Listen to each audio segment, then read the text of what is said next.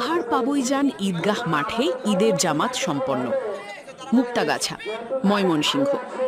আজ ময়মনসিংহের মুক্তাগাছা উপজেলার পাহাড় পাবইজান ঈদগাহ মাঠে অত্যন্ত উৎসবমুখর ও ভাবগাম্ভীর্যপূর্ণ পরিবেশে পবিত্র ঈদ উল ফিতরের নামাজের জামাত অনুষ্ঠিত হয়েছে। নির্ধারিত সময় সকাল ৮টা ৩০ মিনিট, প্রকৃত সময় সকাল ৮টা ৪০ মিনিট, বৃষ্টির কারণে ১০ মিনিট বিলম্ব। জনসমাগম, বিপুল সংখ্যক মুসল্লির সমাগম। বিশেষ আকর্ষণ, নামাজ শেষে বিশ্ব মুসলিম উম্মাহর শান্তি ও সবার কল্যাণ কামনায় বিশেষ মোনাজাত।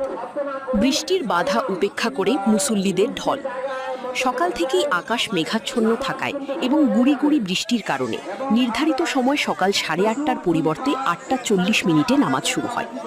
তবে বৈরী আবহাওয়া সত্ত্বেও পাহাড় পাবইজান ঈদগাহ মাঠে আশপাশের এলাকা থেকে আসা হাজারো মুসল্লির ঢল নামে। মাঠ পেরিয়ে চারপাশের সড়কেও মুসল্লিরা কাতারবদ্ধ হয়ে নামাজে অংশ নেন। মোনাজাতে দেশ ও দশের জন্য দোয়া।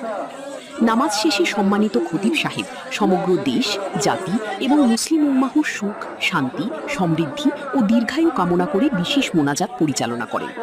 মোনাজাতে উপস্থিত মুসল্লিরা অশ্রুসিক্ত নয়নে মহান আল্লাহর দরবারে ক্ষমা ও রহমত প্রার্থনা করেন। নামাজ শেষে চিরচেনা নিয়মে সবাই পরস্পরের সাথে কোলাকুলি ও ঈদ শুভেচ্ছা বিনিময় করেন। চ্যানেলের পক্ষ থেকে শুভেচ্ছা।